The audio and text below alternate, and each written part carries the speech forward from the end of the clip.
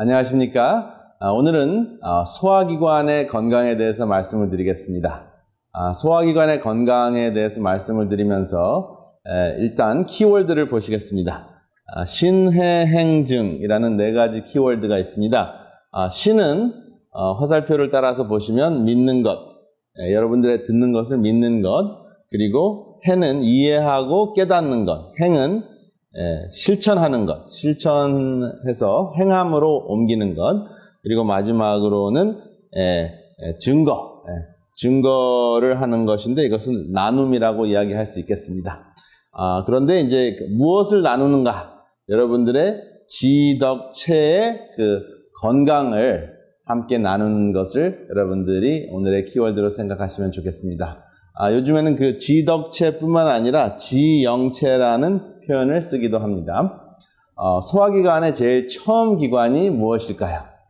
화면을 통해서 보시면 소화기관의 제일 처음 기관은 입술에서부터 시작이 됩니다. 그리고 화살표를 따라서 보시겠습니다. 여기 보면 입술의 모양이 활 모양이죠. 이것을 큐피드's bow라고 합니다. 신화에 나오는 신화의 그 꼬마 시인의 이름을 따서 큐피드's bow라는 표현을 씁니다. 그리고 여기 보면은 이제 거의 비율이 1대 1.6. 그렇죠? 여기 보면은 윗입술의 중간 부분이 1대 1.6일 때 가장 아름답게 보인다라고 이야기도 합니다. 그것을 황금 비율이라고 합니다. 그리고 이제 입술 그 다음으로 들어가면은 혀가 있는데요. 혀를 보셨을 때 여기 혀가 이제 맛을 각기 이제 보는 그 부분이 있는데 단맛 어디에서 보죠? 단맛은 혀 끝이라고 여러분들 배우셨죠? 그리고 그 뒤에 짠맛, 신맛, 쓴맛 이렇게 여러분들 아마 배우셨을 겁니다. 그런데 최근 한 10여 년 동안 연구한 결과 혀의 모든 부분이 모든 맛을 다 감지할 수 있다 하는 것이 알려졌습니다. 그래서 더 이상 이렇게 나눌 필요가 없게 됐습니다. 입술과 혀. 그 다음에는 이제 그 혀에 대해서 생각을 하다 보니까 이 의미라는 것이 이제 the meaning of life라고 우리가 영어로 표현할 때 우리 한국 사람들하고 일본 사람들은 의미라는 표현을 씁니다. 그래서 여기 마음의 빛을 세우는 것을 맛에다가 둔다. 그래서 우리는 맛있는 거에 굉장히 신경을 쓰게 됩니다. 그런데 제가 중국에 가서 이 강의를 하면서 여러분들은 의미가 무엇입니까? 하고 이 위에 뜻의자와 만미자를 보여주니까 그런 단어가 없대요. 이해가 안 된다고 그렇게 이야기를 하더라고요. 그것은 meaning of life라는 의미가 없다고 그래요. 그래서 여러분들은 그러면 중국 분들은 meaning of life를 삶의 의미를 어떻게 쓰십니까? 했더니 아래와 같이 같은 뜻의자에 오를 의자를 쓴다 이렇게 이야기를 하시더라고요. 그래서 과연 중국 분들은 역시 생각하는 것이 좀 더 차원이 다르구나 하는 그런 생각을 했습니다. 이것이 이제 오를 의자인데 영적으로도 굉장히 의미가 있는 의가 있는 그런 글자이죠. 위에는 양양자고 아래는 나아자입니다. 그래서 나 위에 양을 두는 것이 옳다. 그래서 성서적으로는 양은 예수님을 뜻합니다. 그래서 나 위에 예수님을 두는 것이 진정으로 의로운 것이다. 그리고 나의 모습은 손에 창을 들어 양의 피를 흘리게 하는 것이 나의 모습이다 하는 것이 의자에 나와 있습니다. 그래서 사실 이 중국 분들에게 신앙적인 것을 소개할 때 가장 효과적인 것이 그분들의 글자인 것 같습니다. 그래서 잠깐 소개를 드렸습니다. 그러면 이제 다시 이 맛으로 돌아가서 소화기관으로 돌아가서 소화기관의 해부학을 잠깐 살펴보겠습니다.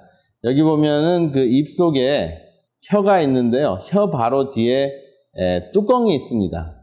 뚜껑이 있는데 이 뚜껑은 이 통로의 뚜껑이에요. 여러분 여기 보시면 기도가 있고 식도가 있는데 어디가 기도이고 어디가 식도일까요? 공간이 넓은 곳 앞부분이 기도일까요? 식도일까요? 그리고 뒤에 접혀져 있는 아주 좁은 공간이 여기 있습니다. 실과 같이 좁은 공간이 있는데 어느 부분이 식도일까요? 좁은 공간입니다. 여러분 식사하시기 전에 기도를 하시죠? 그래서 기도가 앞에 있고요. 그 다음에 뒤에 식도가 있습니다. 그러한 이유는 공기가 들어갈 수 있는 곳이 아무런 저항이 없이 열려 있어야지 공기가 쉽게 들어갈 수 있습니다. 그래서 여기 공기가 이제 들어갈 때 이제 이 뚜껑이 열려 있고 그 다음에 음식을 삼킬 때는 이 뚜껑이 자동으로 탁 닫히게 되어 있습니다. 그래서 뚜껑이 닫히고 그 다음에 잘게 여러분들이 음식을 씹으시고 난 다음에 뚜껑이 닫힌 다음에 음식이 좁은 식도로 내려갑니다. 근데 그 식도가 1초에 1cm씩 이렇게 살짝 열려서 음식물을 천천히 내려가도록 하게 도와줍니다. 근데 식도가 그 앞에 있는 기도같이 통로가 넓으면 음식이 천천히 내려가지 않고 뚝뚝 떨어지겠죠. 그렇게 되면은 위에서 부담이 생기겠죠. 그래서 천천히 내려가는 그런 아주 신묘막직한 그런 그 기능으로 이루어져 있습니다. 그래서 여기 보면 식도를 타고 기도가 앞에 있고요. 그 다음에 식도가 뒤에 있는데 식도를 타고 쭉 가다 보면 여기 막이 있습니다. 이 막을 횡경막이라고 합니다. 이 횡경막은 어떤 역할을 하는가? 위에 있는 호흡기와 아랫부분에 있는 그 소화기관을 분리해주는 그 양쪽의 그 호흡기와 소화기관이 서로 섞이지 않고 충돌이 되지 않도록 구분해주는 역할을 합니다. 그래서 여러분들 흔히 숨 찰 때까지 먹었다라고 이야기하면 그것이 이제 횡경막이 수직 운동을 하면서 여러분들이 이제 숨을 쉬게 돼 있는데요. 이 위가 너무 많이 차 있으면 횡경막이 올라는 갔는데 내려가지를 못하기 때문에 내려가지 못하면 위에 있는 폐가 공기를 채우는 그 용량이 줄어들겠죠. 그래서 이제 숨차는 그런 현상이 일어납니다. 그래서 숨찰 때까지 먹었다 하는 그런 표현이 있는데 우리 한국말이 굉장히 생략적입니다. 그 다음에 이제 좀 더 밑으로 내려가면 여기 위가 있고요. 그 다음에 위에 왼쪽에는 위가 있고 오른쪽에는 간이 있는데 간을 이렇게 들어 올린 모습입니다. 그래서 오른쪽 여러분 배꼽을 중심으로 해서 조금 더 올라가시면 이제 그것이 간입니다. 그 다음에 왼쪽 손바닥을 딱 하시면 그게 위예요. 그래서 간하고 위가 여러분들의 손바닥만하게 여러분들 그 배꼽의 손바닥만한 그 높이 위에 있습니다. 아시겠죠? 그리고 그 다음에 이제 손바닥 밑에 오른쪽 손바닥 밑에 이런 그 호주머니가 있는데 이 주머니가 담낭이라고 합니다. 혹은 쓸개라 그러죠. 그래서 여기에 돌이 차서 담낭을 제거 수술을 하신 분들은 이제 쓸개 빠진 분이 되죠. 그렇죠? 이 쓸개가 없어지면 담즙을 저장할 수 있는 저장소가 없기 때문에 여러분들이 과식을 하거나 그런 분들이 이제 지방질을 섭취하게 되면 제대로 소화시키지를 못하기 때문에 답답한 증상이 생깁니다. 그 다음에 이제 이 소화기관의 이제 대표적인 기관이 이 위인데요. 위가 하는 일이 여러분들이 드신 음식을 아주 잘게 액화시키는 거죠. 처음에는 잘게 입에서 잘게 그 사이즈를 그 크기를 줄여 놓으면 위 속에 들어가서는 그것이 액체로 변합니다. 근데 어떤 경우에는 음식이 녹지 않을 정도로 이제 지방질이 많거나 또 혹은 단백질이 질기거나 그 다음에 혹시 뭐 단단한 뼈나 이러한 것들을 드시게 되면 소화하는 그 시간이 굉장히 오래 걸립니다. 그리고 이제 일반적으로 이 위가 3분의 2 정도 차면은 간에 기별이 갑니다. 그래서 또 우리 한국말이 굉장히 생략적인 것을 아실 수가 있습니다. 그래서 이제 여기 간에 기별도 안 갔다 하는 표현은 위에 3분의 2가 차지 않았다 하는 것입니다. 3분의 2 정도 차면은 간에 기별이 가서 이제 그 담즙이 나오기 시작합니다. 그 다음에 이제 위는 밥통인가? 단순히 밥을 집어넣는 밥통이 아니라 아주 훌륭한 그 소화기관입니다. 그래서 제일 먼저 그 산을 분비해서 음식을 녹이고, 그 다음에 그것 단백질도 분해하고 지방질도 분해하고 그리고 탄수화물을 분해해서 12지장으로 보냅니다. 12지장이라는 것은 이렇게 C 모양의 12지장인데 여기 위 뒤에 또 하나의 기관이 있네요. 이것을 췌장이라고 합니다. 이 췌장은 그 12지장이 감싸고 있죠. 그리고 이제 이 췌장암에 혹시 걸리시면 3개월에서 1년 내에 대부분의 분들이 이제 사망을 하시게 됩니다. 그래서 이 췌장을 보호하는 것이 굉장히 중요합니다. 고기를 먹어야 든든하고 힘을 쓰나. 그래서 이제 대부분의 분들은 내가 힘이 없으니까 좀 고기를 좀 먹어야 되겠다. 그래야지 좀 든든하지 않나. 이런 표현을 쓰시는데 사실은 고기를 먹었을 때 든든한 이유가 따로 있습니다. 여기 보시면 지금 아까 보여드렸던 그 위가 나오고 그 다음에 이쪽에 비장이라는 것이 있고 간이 있고 쓸개가 있습니다. 그렇죠? 그리고 여기 보면 담낭이 있고 담도가 이렇게 있죠. 그래서 담도가 위에 그 12지장하고 위쪽에 연결이 되어 있습니다. 그래서 담즙이 이렇게 흘러나오게 되는데 이 담낭을 싹 제거하시면, 화살표 보시는 대로 담낭을 딱 제거를 하시면 담즙이 바로 내려오겠죠. 저장하지를 못하고 바로 내려오니까 음식을 조금만 먹어도 또 속이 비게 되면 속이 굉장히 쓰린 증상이 자주 생깁니다. 왜냐하면 이 담즙은 굉장히 강력한 지방 분해액이거든요. 근데 지방은 없는데, 음식은 없는데, 속이 비어 있을 때 음식은 없는데 어떤 배고프거나 또 작은 양의 음식을 드셨을 경우에 이 담즙이 지나치게 많이 나오게 되면 위벽이 상할 수도 있는 그런 현상이 일어납니다. 그리고 이제 여기 보면 위에 그 마지막 부분이 이제 유문괄약근이라는 것이 있습니다. 그래서 이 유문괄약근이 어떤 역할을 하는가 하면은 음식의 크기와 산도와 농도를 측정해서 그 소화가 시켜진 그 위에서 12지장으로 이제 지나가는 그 통로의 그 검사관이라고 해야 되나요? 검사를 해주는 역할을 합니다. 그래서 크기와 산도와 농도가 지나치게 크게 되면, 크기가 크고 산도가 높고 농도가 높게 되면은 이 유문괄약근이 오픈이 될까요? 통과를 시킬까요? 이 검사관이 통과를 시켜주지 않습니다.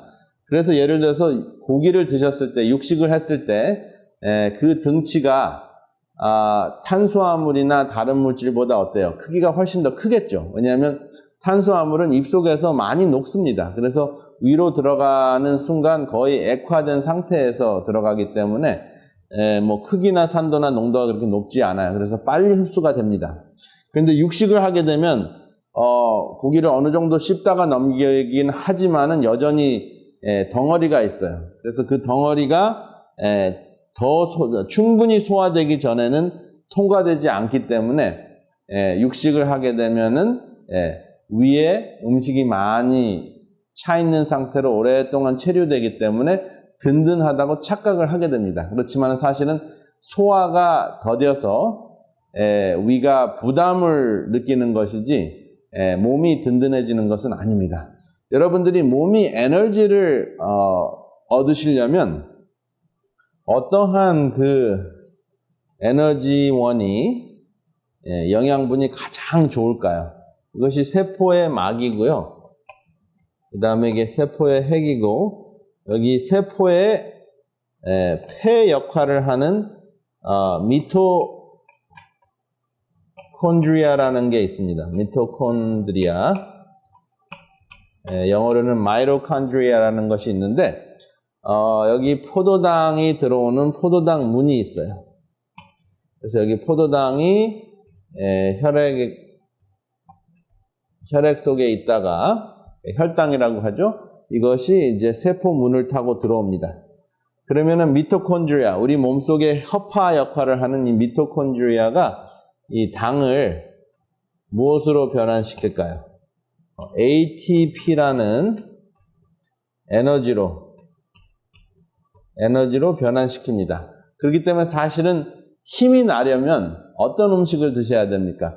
포도당이 있는 음식을 드셔야 됩니다. 근데 이것을 지나치게 많이 드셨을 경우에 에너지가 되는 것뿐만 아니라 이것이 이제 지방질로 변합니다. 그렇죠? 그래서 이것은 과식을 하셨을 때, 포도당을 과식하셨을 때 이제 지방으로 변하는 것이지 적당하게 드시면 필요한 에너지가 공급이 되는 것입니다.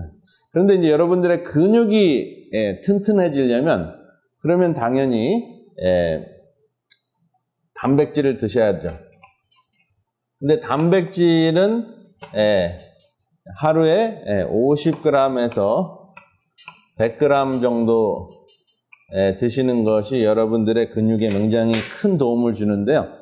운동을 하지 않으시고 단백질만 섭취하시면은 그냥 소화가 되지 않는, 또 그냥 몸만 무거운 그러한 현상이 일어납니다. 그러면 단백질을 언제 드시는 것이 가장 좋을까요?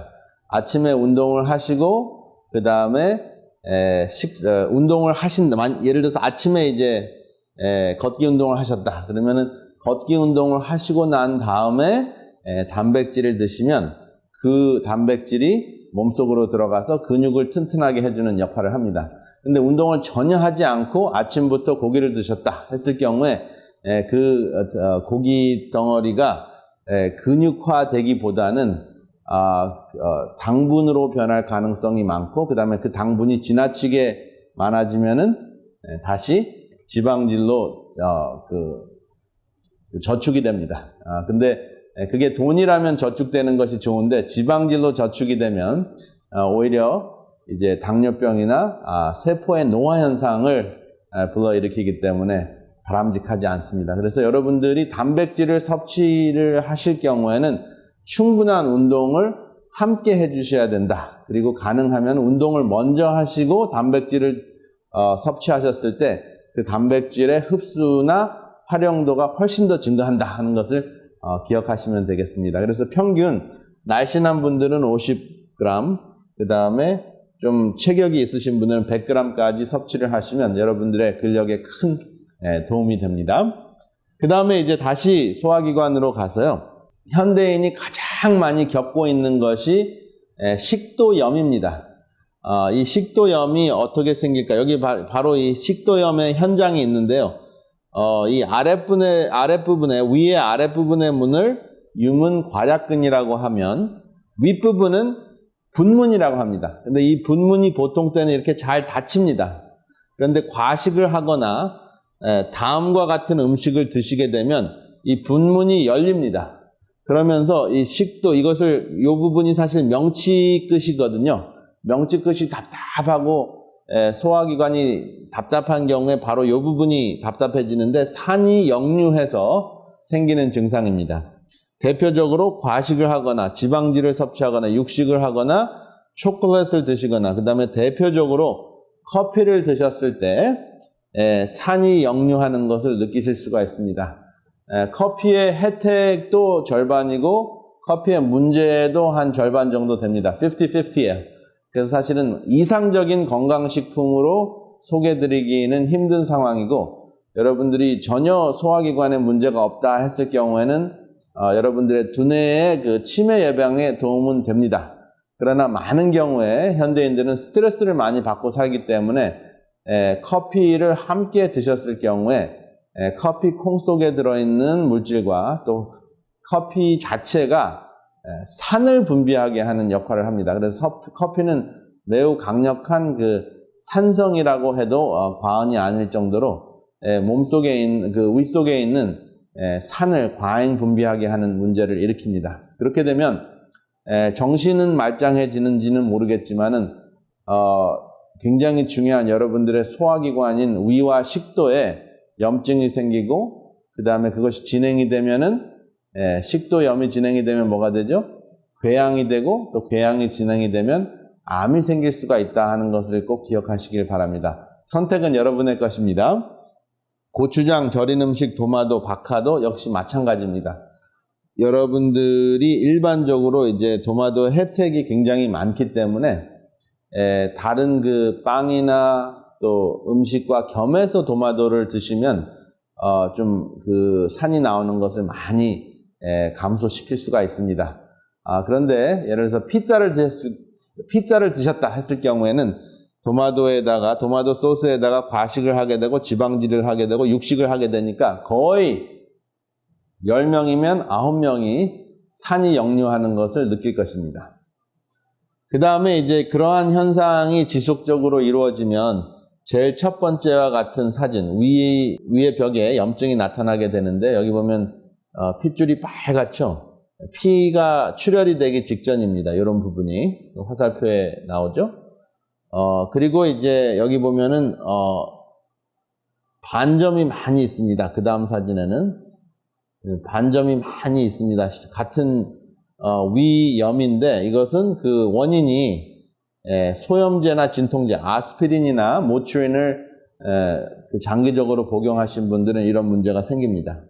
그 다음에는 이제 위가 이렇게 도돌도돌해지죠. 위의 벽이 도돌도돌해지는 것이 조약돌 위염이라고 합니다. 이렇게 조약돌 같이 도돌도돌해집니다. 이것은 위 벽이 계속 그 자극을 받아서 출혈은 되지는 않지만 부어 있는 겁니다.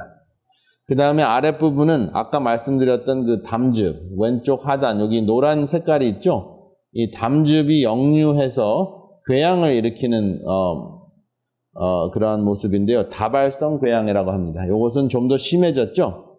간, 경변, 위궤양. 그래서 간이 딱딱해졌을 때 소화기관의 문제가 커지면서 담즙이 굉장히 많이 역류하는 현상이 일어납니다. 그리고 맨 오른쪽 하단을 보시면 이것은 심한 출혈성 위궤양이 됩니다. 그 다음에 이제 또 진행이 되면 이제는 이것은 더 심각한 문제인데 여기 단순하게 조금 부어오른 것이 아니라 굉장히 크게 부어오른 모습을 볼 수가 있습니다. 이것은 위궤양 다음에 일어나는 위암입니다.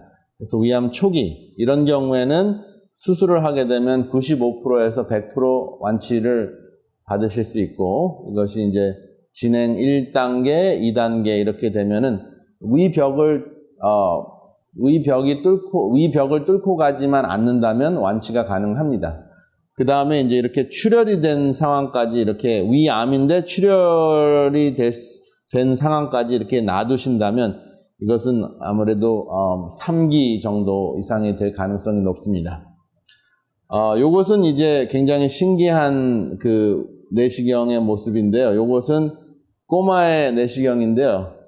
초등학교 6학년 다발성 위궤양이 생긴 모습입니다. 이 학생은 지나치게 이제 기대가 많은 부모 밑에서 자랐을 때 스트레스를 많이 받아서 85점을 맞으면 100점, 95점을 맞아야 되고 95점을 맞으면 100점을 맞아야 하는 100점을 맞았다고 하더라도 혼자서 100점을 맞지 않으면 만족하지 못하는 그러한 부모 밑에서 컸다 했을 경우에 이러한 문제가 생길 가능성이 높기 때문에 자녀들의 또 여러분들의 손주들의 건강이 더 중요하지 점수는 그때 단기적인 그러한 것이죠.